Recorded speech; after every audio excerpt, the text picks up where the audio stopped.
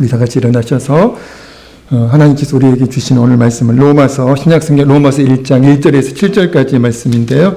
우리 한 절씩 교독하시면서 하나님의 말씀 받겠습니다. 로마서 1장 1절에서 7절까지 말씀입니다. 제가 먼저 읽겠습니다. 예수 그리스도의 종 바울은 사도로 부르심을 받아 하나님의 복음을 위하여 택정함을 입었으니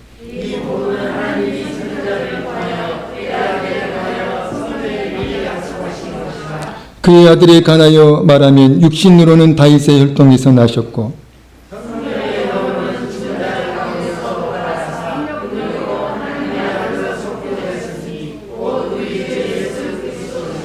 그로 말미암아 우리가 은혜와 사도의 직분을 받아 그의 이름을 위하여 모든 이방인 중에서 믿어 순종하게 하나니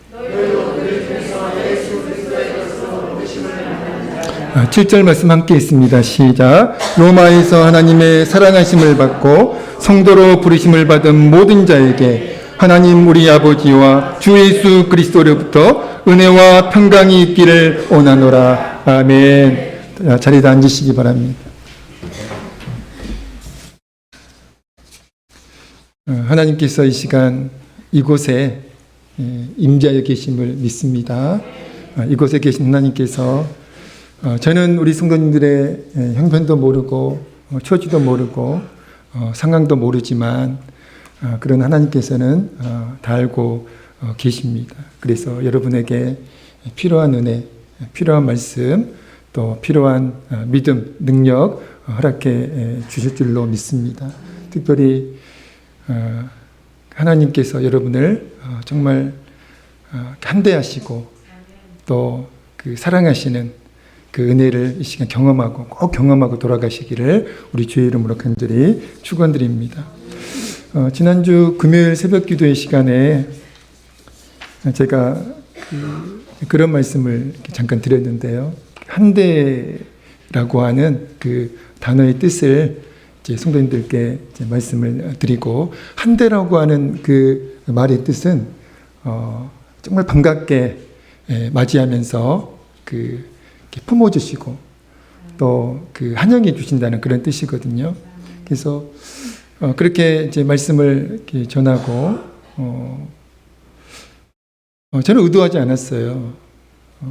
그리고 나서 이제 마지막 시간에 기도를 하는데 물론 평소에도 간절하게 기도하지만 그날따라 더 간절히 기도를 이제 하게 됐습니다. 그래서 예배가 끝나고 이제 문득 그런 이제 깨달음이 있는 거예요. 하나님께서 나를 통해서 우리 성도님들을 그렇게 한대해 주셨구나. 그 사실이 깨달아지면서 너무 감사했습니다. 그렇습니다. 우리 하나님은 이 시간 우리 성도님들 한대하시는 줄로 믿습니다. 어떤 식으로든 그 하나님의 한대를 경험하고 느끼고 돌아가셨으면 좋겠습니다. 우리 옆에 있는 분에게 이렇게 인사하실까요? 하나님께서 우리 성도님 사랑하십니다. 이렇게 한번 인사하시죠.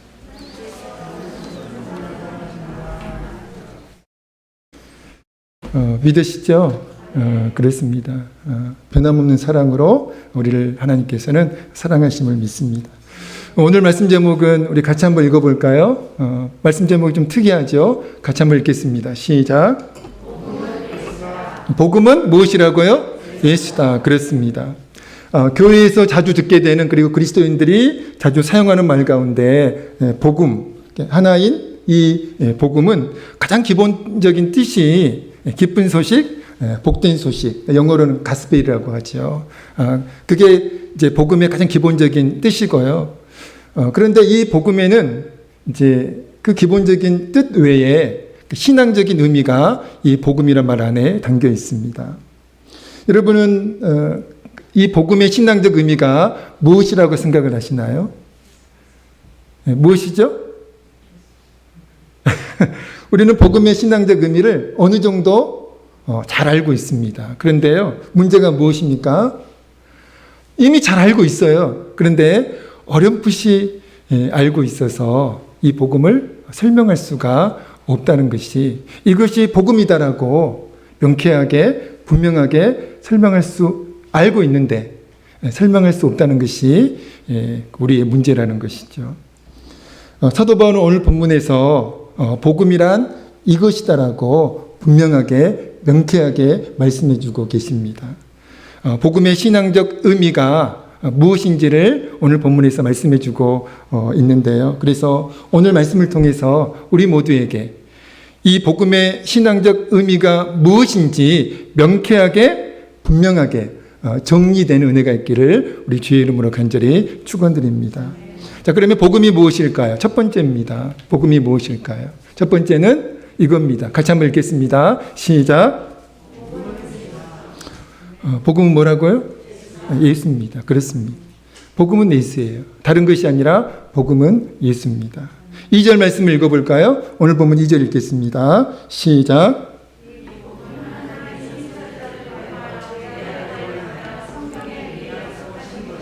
아멘. 자, 2절에서 그의 아들이 나오는데요. 그의 아들은 누굽니까? 그렇습니다. 하나님의 아들이신 예수 그리스도세요.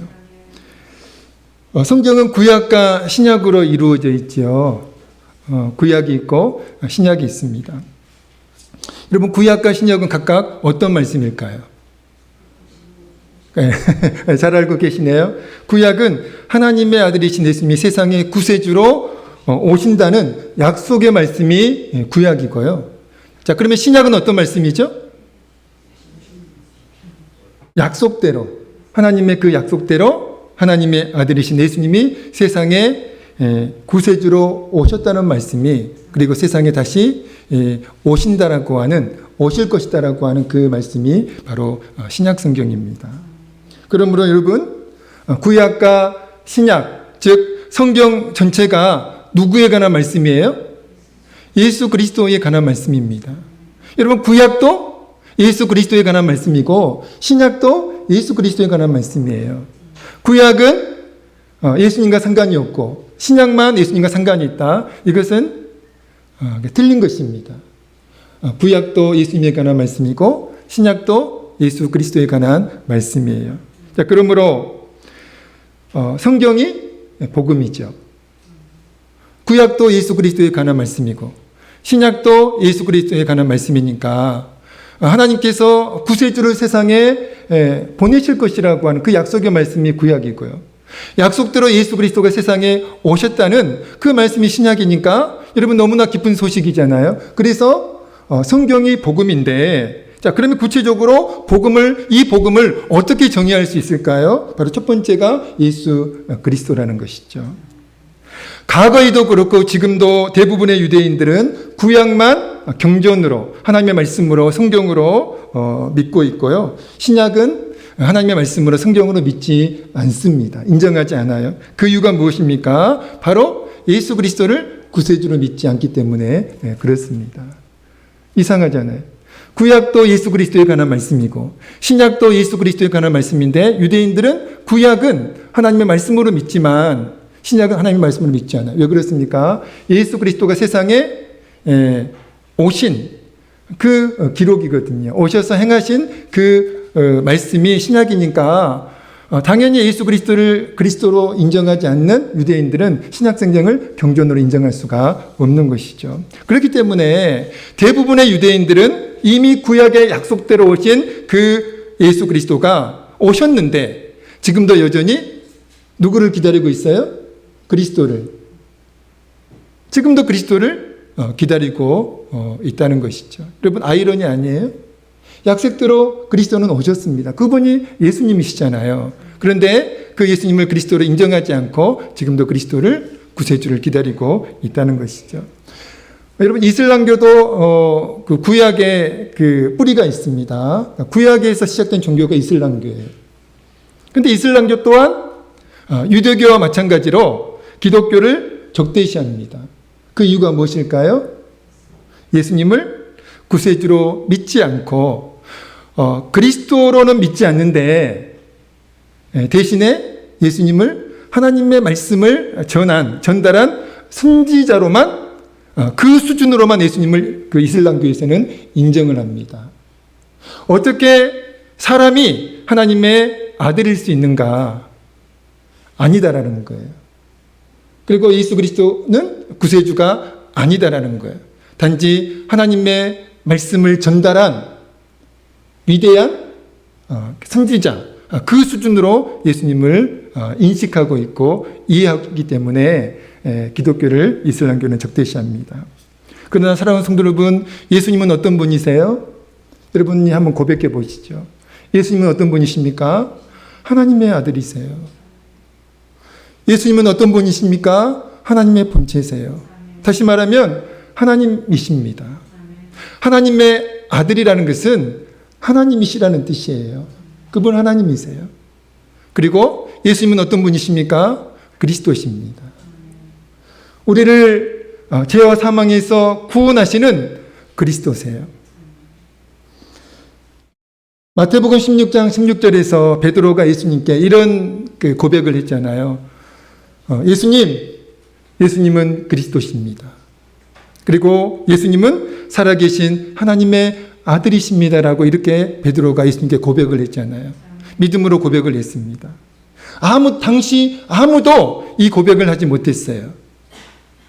이대한 선지자 정도로만 예수님을 이해하고 있을 때, 인식하고 있을 때, 그러나 베드로는 전혀 다른 인식을, 전혀 다른 이해를 가지고 있었다는 것이죠. 그게 뭡니까? 예수님은 하나님의 아들이시라고 하는, 예수님은 그리스도라고 하는 그 놀라운 그 믿음의 이해와 인식을 가지고 예수님께 그 고백을 했다는 거예요. 그러니까 그 고백을 들으신 예수님이 그 고백은 너의 착각이 아니다. 너의 착각이다. 이렇게 말씀하시지 않고 너의 그 고백은 진실이라고, 사실이라고 말씀하시면서 예수님께서 그 베드로의 고백을 칭찬해 주셨잖아요. 자, 그렇기 때문에 우리가 복음을 믿는다는 것은 무엇을 믿는다는 거예요? 예수님을 믿는다는 거예요. 우리가 복음을 전한다는 것은 누구를 전한다는 거예요? 예수님을 전한다는 것입니다. 우리가 복음을 믿고 복음을 전한다는 것은 바로 예수님을 믿고 하나님의 아들이시고 그리스도이신 그 예수님을 믿고, 그리고 그 예수님을 세상에 사람들에게 전하는 것이죠. 복음을 전하는 것이죠. 예수님은 하나님의 아들이십니다. 예수님은 하나님이세요. 예수님은 구세주십니다. 이 복음을 전하는 거죠. 두 번째로 복음은 무엇일까요? 복음의 두 번째 정의입니다. 뭘까요? 같이 한번 읽어보겠습니다. 시작. 복음은 무엇이라고요? 복음은 부활 예수입니다. 4절 말씀을 읽어보겠습니다. 오늘 본문 4절 읽겠습니다. 시작. 성결의 영으로는 죽은 자들 가운데에서 부활하사 능력으로 하나님의 아들로 선포되셨으니 곧 우리 주 예수 그리스도시니라. 아멘.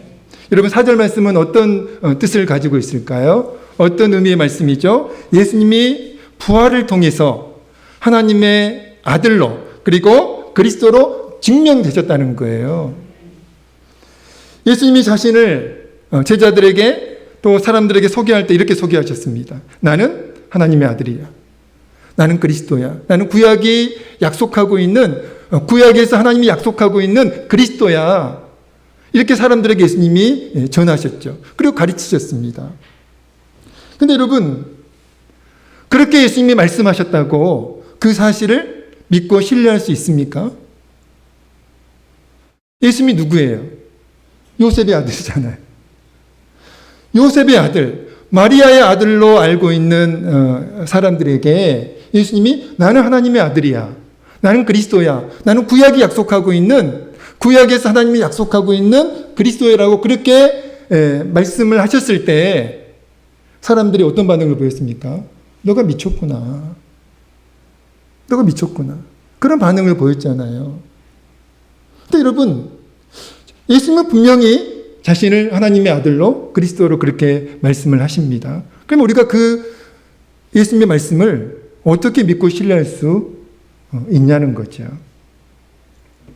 바로 예수님이 부활하신, 십자가에 달려 죽으시고 3일 만에 부활하신 그 부활 사건이 예수님이 하나님의 아들이시고 그리고 그리스도이심을 입증하는 증거가 된다는 것입니다. 그것이 우리가 믿고 신뢰할 수 있는 증거라는 거예요. 예수님은 살아생전에 십자가 죽음과 부활을 지속적으로 말씀을 하셨잖아요. 자, 그리고 말씀하신 대로, 예수님이 친히 말씀하신 대로 십자가에 달려 죽으셨습니다. 그리고 그것이 끝이 아니에요. 3일 만에 어떻게 되셨나요? 3일 만에 부활하셨습니다. 여러분, 이 부활 사건이 바로 예수님이 하나님의 아들이시고 또 예수님이 그리스도이심을 증거하는 결정적인 증거가 된다는 것입니다. 여러분, 예수님께서 부활하신 그 부활 사건을 믿으시나요? 믿으셔야 돼요. 믿으셔야 거기에서 구원이 시작이 됩니다. 자, 그리고 예수님의 부활 사건이 의미하는 것이 또 있어요. 그게 뭡니까? 예수님의 부활은, 예수님이 부활하신 그 부활 사건은 장차 우리도 부활한다라고 하는 그 증거가 된다는 것입니다. 심리학자들에 의하면 인간은 두 가지의 심각한 두려움의 그늘에서 벗어나지 못한다라고 그렇게 이제 그 말을 하는데요. 그 두 가지 두려움, 그 심각한 두려움입니다. 그러니까 저와 여러분에게도 이 심각한 두려움의 그늘이 늘 생존할 수가 있다는 것이죠. 모든 사람에게 있다는 것이니까요. 첫 번째 두려움은 어떤 두려움일까요? 죄책감으로 인한 두려움입니다. 우리는 늘 죄를 지으며 살잖아요. 그래서 그 죄의 그 형벌이, 그 죄의 심판이 나에게 임하지 않을까 늘 두려움 가운데 살아간다는 거예요. 두 번째 두려움은요, 죽음에 대한 두려움입니다. 아무리 겉으로는 태연해 보이고 평안해 보이고 강해 보이는 사람도 그 사람의 내면에는 무엇이 있을까요? 죽음으로 인한 두려움이 늘 상존해 있다는 것입니다. 목사인 저에게 이 두려움이 없을까요? 있을까요? 없을까요? 잘 모르시겠어요? 누가 있다고 그랬어요? 저에게 믿음이 약해지면 두려움은 생기더라고요. 죽음에 대한 두려움이. 근데 믿음이 있으면 그 죽음에 대한 두려움이 아무것도 아니에요. 극복이 되더라고요. 중국을 최초로 통일한 사람이 있죠. 누굽니까? 진시황입니다. 진시황이 중국을 최초로 통일한 사람이죠. 근데 여러분, 그 진시황이 그 죽음에 대한 두려움 때문에 무엇을 염원해요? 불로장생을 염원합니다. 불로장생이 뭡니까? 죽지 않는 거잖아요. 그래서 그 불로장생을 간절히 이제 염원하면서 많은 신하들을 세계 곳곳에 보내서 뭘 구해오라고 그랬어요? 죽지 않는 불로초를 구해오게 했잖아요. 구해오도록 많은 신하들 세계 곳곳에 보냈습니다. 그래서 그 신하들 가운데 이제 한 사람이 우리나라에도 왔다는, 사실로 밝혀진 것은 아닌데 우리나라에도 왔다는 그 전설이 있어요. 그 사람이 누굴까요? 서복이라는 사람입니다. 그래서 예전에 그 서복이라는 영화도 있었어요. 모르시나요? 서복. 말복은 아시는데 서복은 잘 모르시죠. 그 서복이라는 사람이 이제 우리나라에 그 불로초를 구하려고 우리나라에 또 왔었다는 그런 전설이 있습니다. 자, 그렇게 불로장생을 염원하면서 진시황이 그렇게 애를 쓰고 몸부림을 쳤는데 결국 이 진시황은 49살에 병에 걸려가지고 궁궐에서 죽은 것도 아니에요. 길에서 객사를 하게 됩니다. 사랑하는 성도 여러분, 세상 사람들은 늘 죄책감으로 인한 두려움, 그리고 죽음에 대한 두려움을 가지고 살고 있어요. 애는 없습니다. 그러나 여러분 꼭 기억하십시오. 예수님을 믿는 그리스도인에게는 그 두려움이 극복되어진다라는 거예요. 믿음이 있으면 극복되어집니다. 어떤 믿음입니까? 바로 이 믿음이에요. 예수님이 십자가 위에서 죄인을 대신해서 하나님의 심판을 받으셨기 때문에 더 이상 죄인들이 우리가 치러야 할 죄값이 하나도 남아있지 않다는 사실을 믿는 그 믿음. 그리고 또 어떤 믿음입니까? 예수님이 부활하심으로 죽음의 문제를 해결해 주셨다라고 하는 그 믿음이 우리에게 있으면 그 두 가지 두려움은 극복이 된다라는 거예요. 여러분, 우리는 죽어도 괜찮아요. 왜 그렇습니까? 부활하니까요. 예수님이 그것을 증명해 보이셨으니까요. 예수님이 부활하신 것처럼 우리도 부활하기 때문에 우리는 죽음이 두렵지가 않습니다. 마지막 세 번째로 그 복음의 세 번째 의미가 무엇일까요? 같이 한번 읽어보겠습니다. 시작. 복음은 무엇이라고요? 예수 구원입니다. 여러분, 복음을 믿는 것은 무엇을 믿는 것입니까? 예수 그리스도를 믿는 거예요. 더 구체적으로는 부활하신 예수님, 그냥 예수님을 믿는 것이 아니라 부활하신 예수님을 믿는 것이고 또 예수님이 우리의 구세주, 우리의 구원자임을 믿는 것입니다. 5절에서 사도 바울이 이렇게 말씀하고 있어요. 5절 말씀입니다. 5절 읽겠습니다. 시작. 그로 말미암아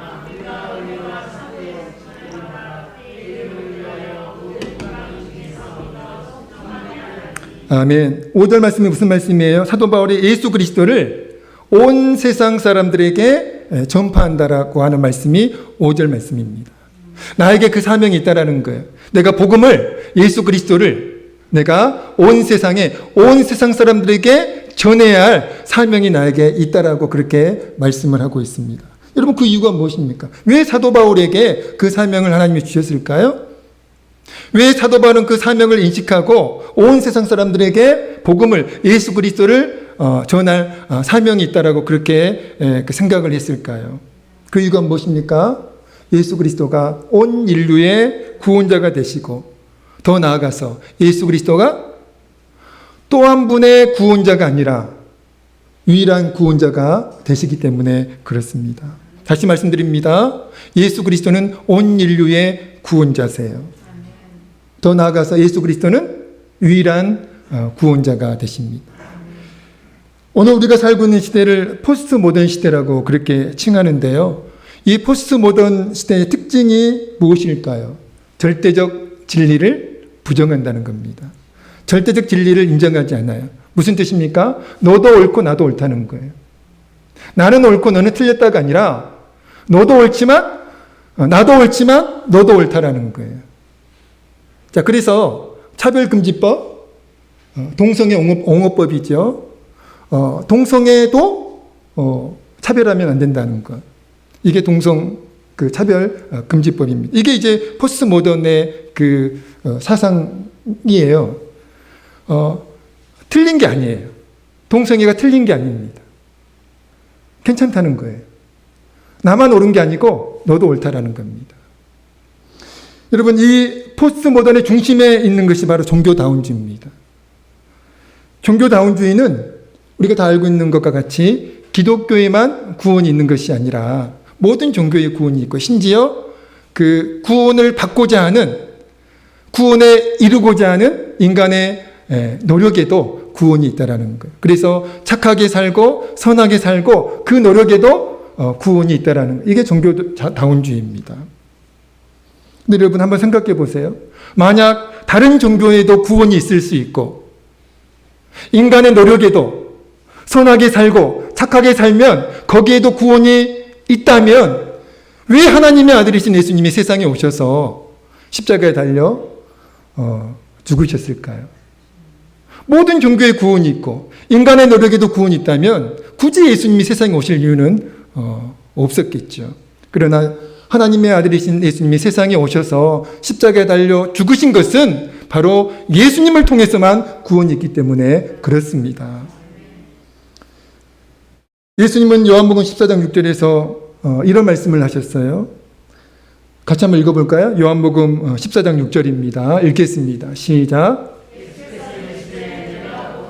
진리요 생명이니 나로 말미암지 않고는 아버지께로 올 자가 없느니라. 아멘. 나로 말미암지 않고는 아버지께로, 하나님께로 나아갈 자가 없다. 이 말씀이잖아요.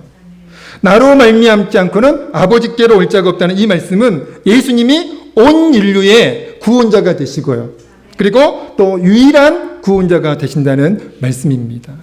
많은 구원자가 있는데 그 중에 또 한 분의 구원자가 아니라 불교를 통해서도 구원받을 수 있고 이슬람교를 통해서도 구원받을 수 있고 유대교를 통해서도 구원받을 수 있고 또 인간의 그 선한 가운데에도 구원이 있는 것이 아니라 오직 예수 그리스도께만 구원이 있다는 겁니다. 오직 예수 그리스도를 통해서만 하나님께로 나아갈 수가 있다는 거예요.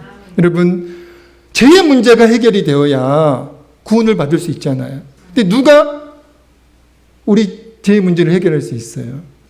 여러분, 종교를 창시한 이 세상에 많은 종교가 있는데 그 종교를 창시한 사람들, 죄의 문제를 해결할 수 있나요? 본인들도 죄인인데. 그래서 죽었잖아요. 그리고 그게 끝입니다. 죄인이니까 죽은 거예요. 그리고 다시 살지 못했습니다. 오직 예수님만이 구원자가 되시고 또 유일한 구원자가 되심을 믿습니다. 사도행전 4장 12절은 이렇게 또 말씀하고 있어요. 같이 읽겠습니다. 사도행전 4장 12절입니다. 읽겠습니다. 시작. 천하 사람 중에 구원을 받을 만한 다른 이름을 우리에게 주신 일이 없음이라 하였더라. 아멘. 여러분, 우리가 다 아는 말씀이에요. 사도행전 4장 12절 말씀은 예수님 없이는 그 누구도 애 없이 구원에 이를 수 없다는 말씀이 사도행전 4장 12절 말씀입니다.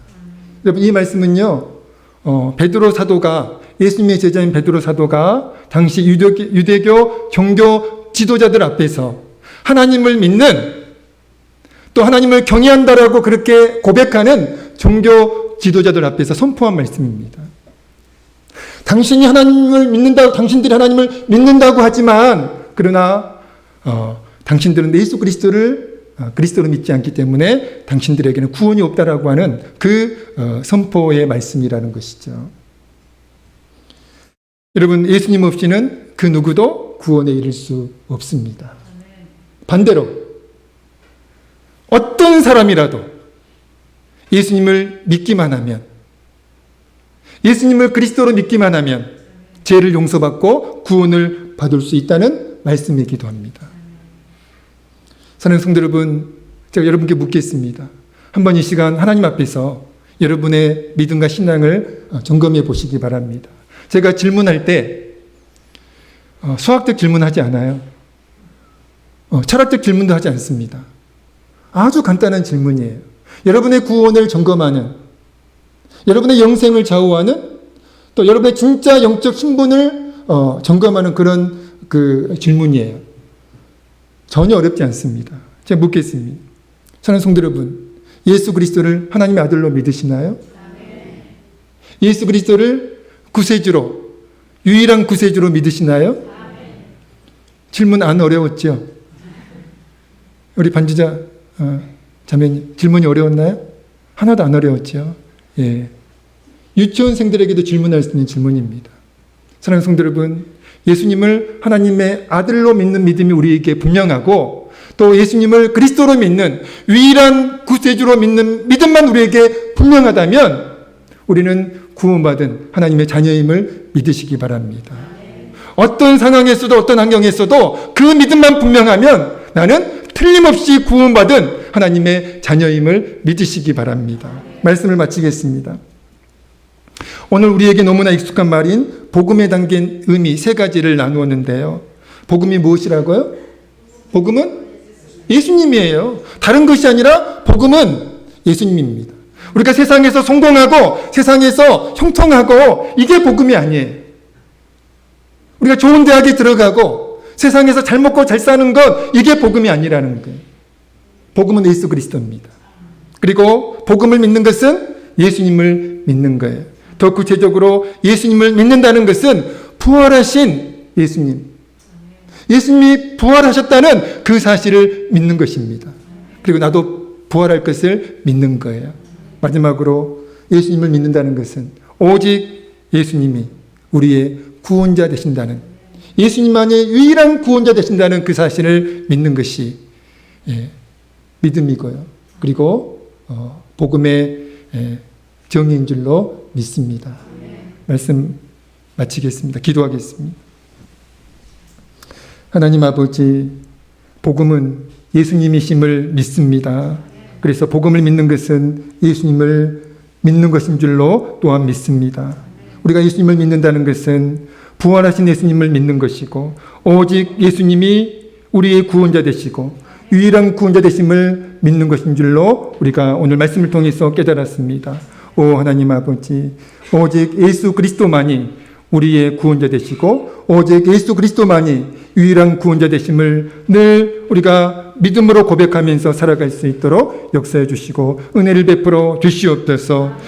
내가 예수님을 하나님의 아들로 믿고 있다면, 내가 예수님을 그리스도로 믿고 있다면 나는 틀림없이 구원받은 하나님의 자녀임을 우리 성도님들이 확신하고 기쁨 가운데, 감사한 가운데, 평안 가운데 살아갈 수 있도록 하나님 역사하여 주시옵소서. 죄책으로 인한 그 두려움이 극복되게 하시고 죽음으로 인한 두려움이 믿음으로 극복되게 하옵소서. 이 시간 하나님의 은혜로만 충만케 하시고 복음으로만 충만케 하옵소서. 예수님의 이름으로 간절히 기도하옵나이다. 아멘. 찬송가 85장 찬양하면서 하나님께